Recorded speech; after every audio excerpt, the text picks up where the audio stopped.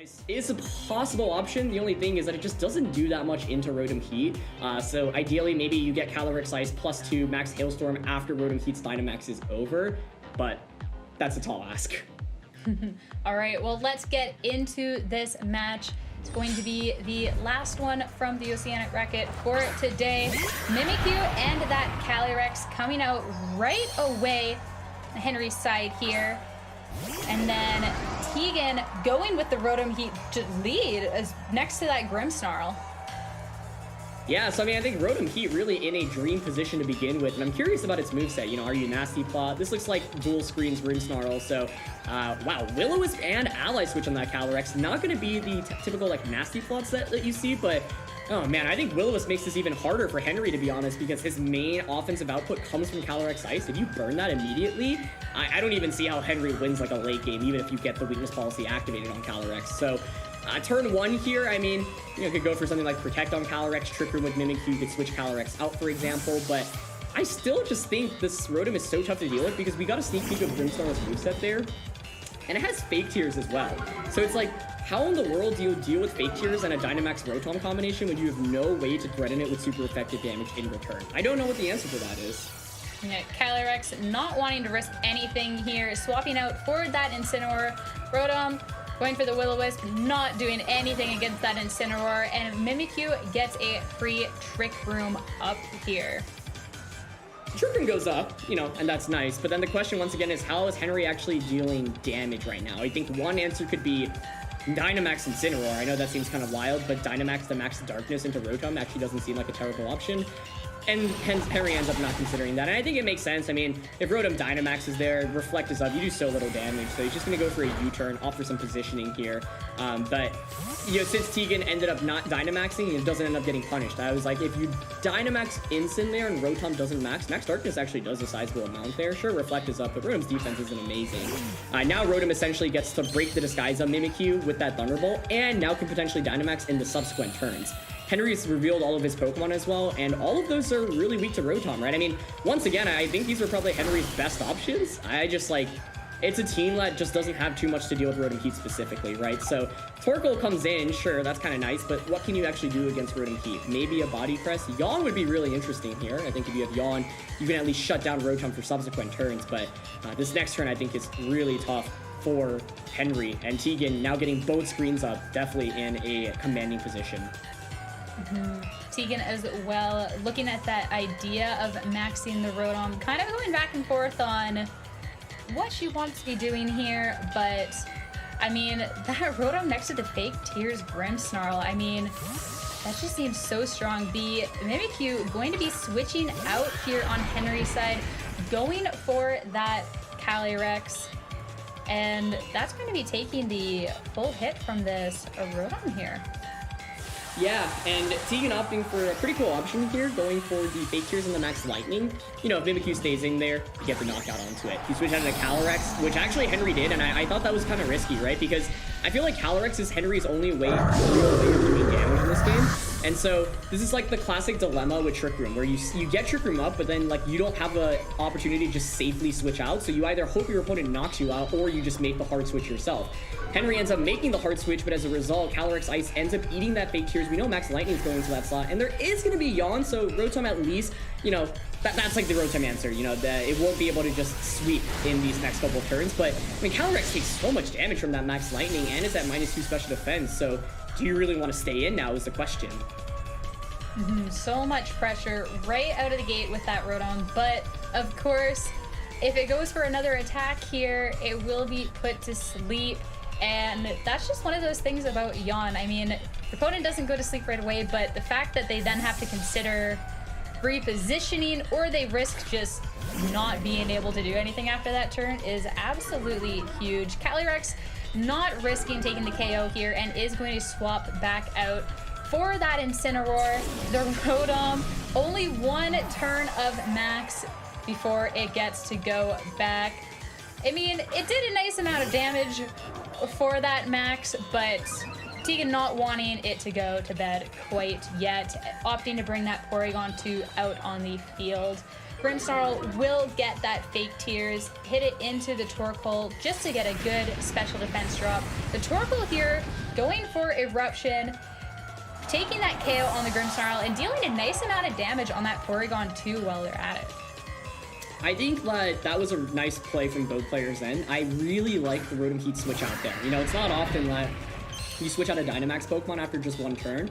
But the reality is that Rotom is so good defensively and offensively in this matchup that even regular Rotom is just so good, like in a 4v1 kind of scenario, right? So the main thing here, and also, Sierra, I don't know if you saw that Porygon 2 moveset, she's got Protect, which is really interesting as well as Shadow Ball. So opting actually to Protect here, and I think what's interesting is who do you Dynamax and when? Calyrex Ice is actually so low, so I was thinking maybe you consider maxing the Incineroar.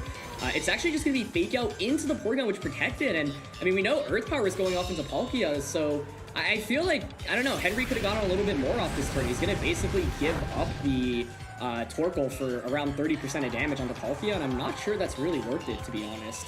That was 30% of damage with a critical hit as well, mind you, and I mean, just for that, Torkoal gets KO'd here, so I don't know. Then that's also going to be the last turn of Trick Room as well. So yeah, it'll be really interesting on Henry's side to see what the Dynamax candidate is going to be. I mean, the Calyrex is just so low already. I can't imagine it would be able to do too much before getting KO'd itself. Yeah, exactly. And what's even trickier here is we've seen Teagan's movesets. That Porygon 2 is running a really interesting moveset with Protect and Shadow Ball. And you can see, yeah, Teagan's just opting to try to double up onto Calyrex here. If Calyrex maxes, I'm not sure it can actually take something like a Spatial Rend and a Shadow Ball. And if Henry doesn't actually get a Dynamax off in this game and doesn't do any damage with max moves, like, then there's no way I can see him winning this one. Because Rotom Heat was already difficult to deal with, and to be honest, I still don't see the Rotom answer in the late game because Teagan made that good switch. So Calyrex is going to end up maxing here. Max Guard would make a lot of sense, especially like Calyrex wasn't initially running Protect. You can Max Guard and, I don't know, go for some disruption onto the Porygon or the Palkia here. But let's see. No Max Guard. No Max Guard, Spatial Rend doing about half of its remaining health here. The Incineroar going for a U-turn, just a little bit of chip. I don't know. I don't think it's going to take this hit from the Porygon 2, which I'll go back to the fact that I absolutely love this set on it. I don't think I've ever seen Protect over the cover, but I just had to circle back to that. I really like that. Oh. It is enough. This Calyrex getting KO'd. I mean, taking that much damage earlier on from that Max Rotom Heat was just absolutely humongous, which means Henry doesn't really get to utilize his max at all. Yeah, in a game in which Rotom Heat only got one max move off, somehow Henry actually ends up getting 0 max moves off. So, you know, I definitely respect the play there. I think, I was honestly not 100% sure Shadow Ball was going to KO, especially since Spatial Rend actually didn't do that much. So if Calyrex hangs on there and even gets one attack off, maybe you're still in it. But this is a nightmare matchup, if I'm to be honest, for Henry, right? Not only are you up against Rotom Heat, this Rotom Heat also is Will-O-Wisp. Oh, and by the way, there's a Grimmsnarl with dual screens and Protect Porygon, by the way, with Shadow Ball as well. So it's like, it feels like the ultimate counter team, to be honest. And as I've said before, even if you have the right matchup, you still have to execute it properly. I think Teagan's played quite nicely across the board as well. So you know, like, it's really tough for matchups like this because the real question is, like, what can Henry really even do? I think he's actually made generally good plays. It's just that it's so difficult to do with Rotom Heat alone. So I'm thinking, you know, is there any way that Henry can maybe cheese Rotom Heat for a one-hit KO with a max move on from something that's kind of obscure? I don't even know if there's an answer to that, though. The fake out into the Palkia. Shadow Ball from the Porygon 2, dealing a nice amount of damage to that Mimikyu, which is just going to opt to get the Trick Room set up again here. I don't know. Like, Teagan's team is just so unique with so many different ways to be dealing with what Henry's trying to throw at her, which I absolutely love, but it's definitely not the best case scenario for Henry here. And at this point, I mean, I'm not too sure what he can do here. Yeah, there's really not many options. I mean, Porygon at least doesn't have Recover here. That's typically, like, kind of, you know, tough to deal with in the end games. But in this scenario, you can go for the, it's pretty easy to stall out. That Shadow Ball means you can actually knock out Mimikyu easily. There's still that Rotom Heat in the back, and I just don't think Incineroar can really, like, 3v1 in this matchup. So Palkia was actually really essential, though, right? If Teagan didn't bring that Palkia, you don't have nearly as much offensive pressure. And you know, Palkia's not the star of this game. It's really Rotom Heat, but it's actually still really essential because otherwise Teagan's kind of lacking in damage output. So it was the correct decision to bring Palkia. I mean, kind of a no-brainer. It's your restricted Pokemon, but you know, it's still important to play correctly. And I mean, that's a perfect turn for Teagan once again. Reflect wears off, but it's a 3v1 now. I really just can't see Incineroar pulling it off at this point. 100%. Henry opting to double target into that Palkia slot to protect me, it, so nothing could happen, and Porygon 2 just picked up that KO. The Palkia is going to swap out here for the Rotom Heat, and Darkest Lariat will be hitting into the Rotom, doing about a third of the damage here as the Porygon 2 just opts to reverse the Trick Room here.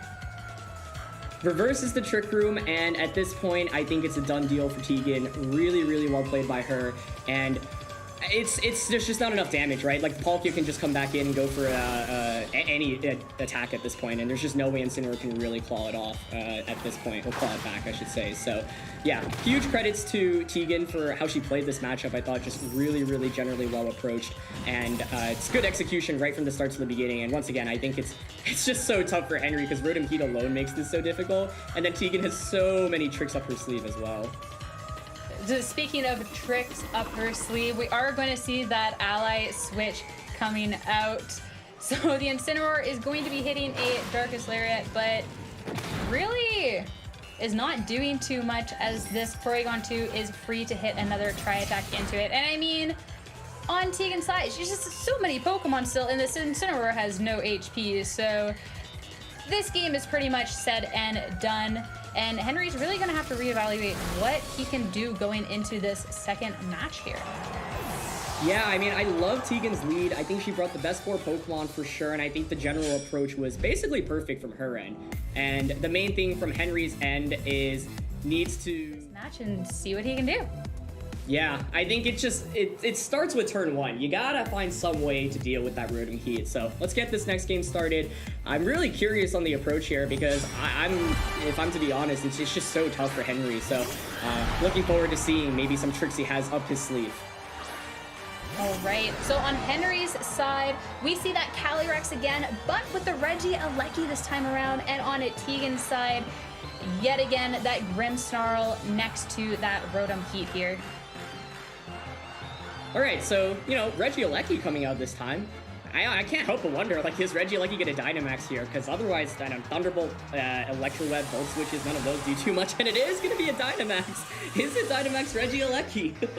Don't see Dynamax Regieleki too often, but Regieleki can hit so much damage with that Transistor ability as well as with that Magnet. Just sheer offense here, sheer speed, and I mean, this is a big difference from last game where the Dynamax from Henry's end did nothing, and the Calyrex as well, going for that helping hand. So this damage is going to be absolutely humongous here.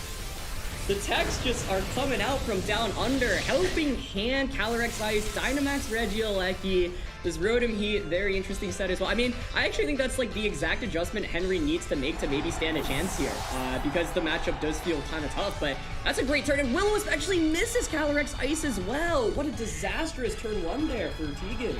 Henry not only picking up the KO, but Calyrex gets to dodge that Will-O-Wisp, which I mean, at Teagan, right now, you have to wonder if she's going to go for that Will-O-Wisp again, or does she have to start looking at something else, as that Palkia is coming in to the KO'd Grimmsnarl slot here.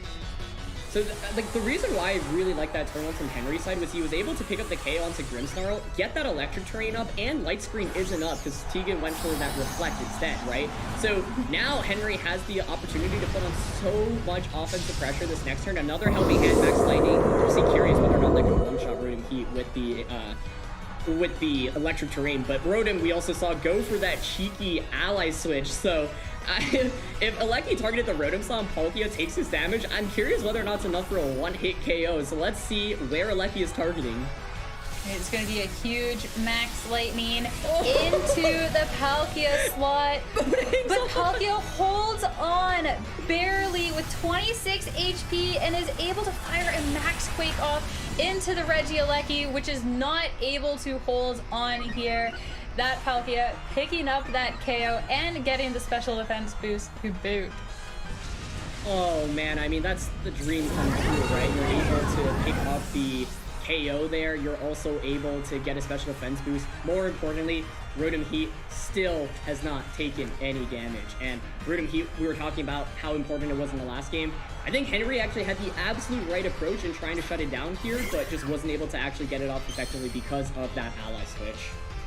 Ally switch will always do it. You never know when to expect it, and especially in a open team sheet thing like this, it's even more it leads to there's a lot of mind games to it too. So you know the ally switch is there, but you also don't want to start over predicting and calling an ally switch that is never going to happen. So you have to take that 50-50, but Calyrex is just going to swap out here into the Incineroar on Henry's end here. And I mean, Teagan still has that Max Palkia, but it's just barely holding on here. It is going to hit a Max Worman into the Incineroar slot though, picking up more than half of its HP. Yeah, it's a lot of damage. I mean, the fact Palkia even gets another attack off despite being as low HP is huge. Will-O-Wisp comes out again and is not going to affect that Incineroar. So Mimikyu will be able to set up the Trick Room. I mean, Henry is definitely in a better spot than that last time around, but it's still tough. I mean, my question still is really, how do you deal damage into the Rotom, right? I guess the closest is Darkest Lariat from the Incineroar slot. But, you know, Teagan was able to set up that Reflect earlier on, which is definitely nice, just for dealing with all of the physical damage coming out from Henry's side right now. So Rotom actually going to go for that switch, going to be able to bring in that Porygon 2. And we know this Porygon 2 is Shadow Ball, which is actually really essential because it means it has more offense against this Mimikyu specifically. Play rough from the Mimikyu, hitting into the Palkia is going to pick up that KO there, but I mean the Palkia got to do so much out of its max turns this time around, so can't be too upset about that. Incineroar is going to U-turn into that Porygon 2, looking to reposition itself a little bit here. And I mean, just two Pokemon left on Teagan's side here, but one of them being that Rotom Heat. It'll be really interesting to see how Henry deals with that. Yeah, Rotom Heat's just so tricky to deal with still, right? Especially because there's also that Shadow Ball. And I can't help but think if Teagan had hit that Will-O-Wisp on turn 1, she'd probably have the game won at this point already, because you don't even have to worry that much about Calyrex. Now Calyrex can potentially, you know, get that weakness policy activation through that self-Shadow Sneak. But I think Teagan's unique Shadow Ball Porygon here might end up coming up huge. It's a really big deal. You have to basically overheat on the correct turn onto the Calyrex because this Rotom doesn't have Nasty Plot. So if you carelessly overheat and the overheat doesn't KO Calyrex, or, you know, Calyrex switches out, that could be a total disaster here. So Teagan just going for the Will-O-Wisp and the Shadow Ball play, I like that a lot. I think it covers most of your bases here. It is going to be the self-Shadow Sneak finally onto the Calyrex, but the thing is, even at +2 attack, Rotom actually still resists this damage decently well. Definitely going for that Glacial Lance there at that +2. See how much damage this gets off here, but not really that much, all things considered. Calyrex is a hard-hitting Pokemon, dealing over half the damage to the Porygon 2, not even half to that Rotom Heat. Shadow Ball hitting into the Calyrex, picking up a little bit of chip, and that Will-O-Wisp finally connecting with that Calyrex here. So despite the fact that it has that weakness policy boost, that burn is just going to limit the amount of damage that this Calyrex can do going forward. Yeah, absolutely. And what's tricky here is the Protect on Porygon as well, right? Because of that Protect, you're able to avoid some damage this next turn. Now Teagan has to make the important decision. Do you just launch that Overheat into Calyrex, or do you go for potential Thunderbolt onto it? Looks like she's willing to just go for Overheat. Makes a lot of sense here, I think.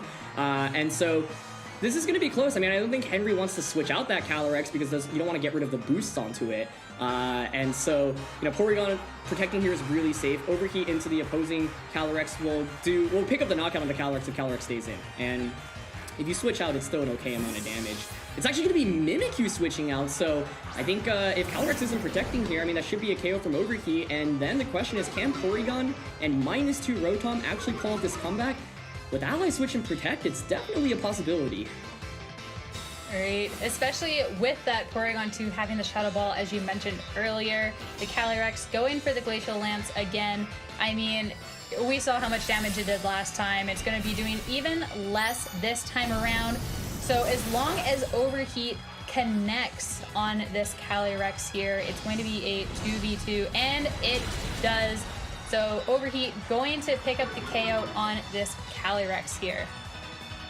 And it's so funny because, you know, Reflect went up on the first turn of the game, right? And I was like, oh, how relevant is it going to be, especially with Dynamax, Regieleki, and whatnot? Also, I didn't even talk about this when it happened. The fact Max Quake just one-shot Dynamax, Regieleki is exactly why, like, people don't Dynamax, Regieleki very often. So being able to trade that was really, really big. So, you know, now Incineroar comes out, you can pressure with Fake Out. Fake Out Swords Dance would be interesting. Fake Out Play Rough in a Porygon. You could also just go for a double up on a Porygon with damage in general. So Swords Dance here can be a big deal from this Mimikyu, especially if Rhythm like doesn't opt for a Will-O-Wisp onto that slot. But it's not going to be a Fake Out coming out. It's just Try Attack right away from the Porygon onto Incineroar. Wow. Mimikyu opting not for the Swords Dance, instead going to play Rough into that Porygon too. Also to note that Mimikyu's Disguise hasn't been broken yet, so Teagan does have to double hit into that to even start dealing damage. The Rotom going for the Thunderbolt though. Oh. I mean, the special attack drop from the Overheat, Teagan needed to get that KO on the Glacier, but like on the Calyrex, sorry, but that special attack drop is definitely hurting right about now when this Rotom can't pick up a KO on this Incineroar.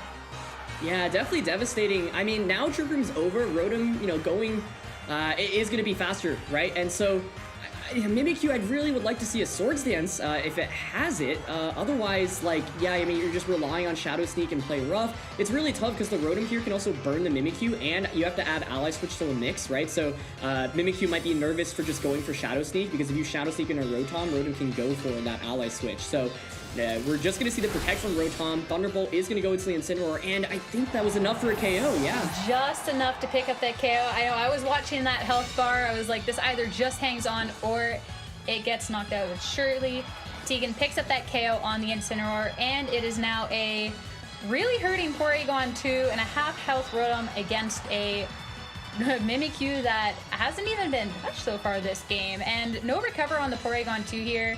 I mean, there's no way for Porygon 2 to get any health back at this point, which, I mean, might become relevant. Yeah, I think if it were, you know, if there's a recover over, like, Try Attack here, it would feel like a done deal. But regardless, I actually don't see how Mimikyu can deal damage to Rotom unless it has Swords Dance and gets multiple Swords Dances off and then gets a Shadow Sneak off. Especially because Will-O-Wisp actually is gonna connect this time, so well done Rotom there. And yeah, I mean, okay, Play Rough. Is this enough to KO? It's not even enough. 5 HP. Porygon 2 does not want to go anywhere, and that Shadow Ball hitting into the Mimikyu is gonna get that special defense drop as well as break that Disguise here. And I mean, this Mimikyu is just not doing enough damage, and that was before the burn even happened. And at this point, I think Teagan just sealed his victory. Yeah, she's going for the Protect Thunderbolt. Love that decision here.